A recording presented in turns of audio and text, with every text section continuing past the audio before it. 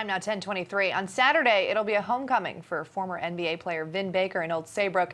He'll be hosting the second annual The Addiction Ends Here 5K. He's joining us this morning. Vin, this is a problem that hits close to home for you. It is something you still are in recovery with. Tell us a little bit about your struggle, how you overcame it.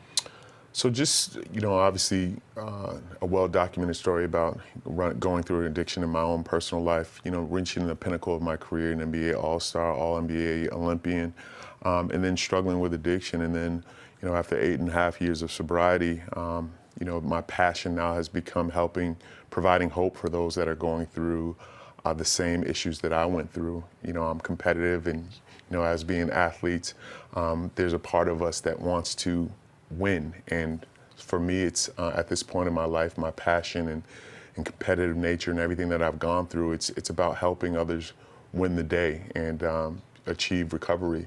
And so I'm using this platform and this redemptive story to help others overcome their struggles. You talk about helping others. If there's folks who are sitting at home and maybe they think they might be dealing with something like this, they think maybe it's a problem for them, what would you say to them? How did you know when it was time for you, when you really needed help? Well, one of the statistics is that 1 in every 3 Americans knows someone who's struggling with addiction. So it's very close to home to all of us.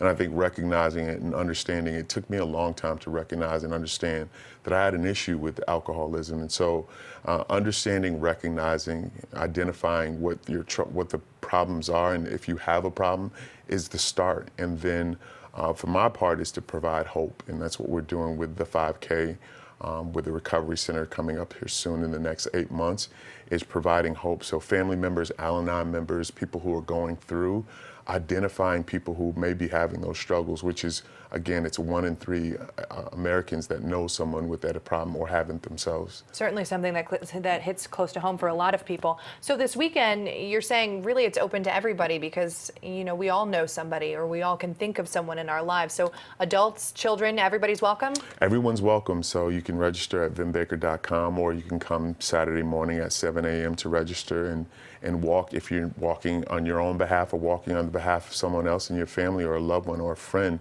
But coming out to walk and support those people who are going through this is a big part of what we're trying to do, is providing hope and touching those loved ones that could have that issue. We want to get as many people recovered and in recovery and enjoying a life of sobriety as we can. So speak specifically to where the proceeds for this event go. So we're working on the proceeds will go to an addiction center that we're working on with a group called Recovery Unplugged.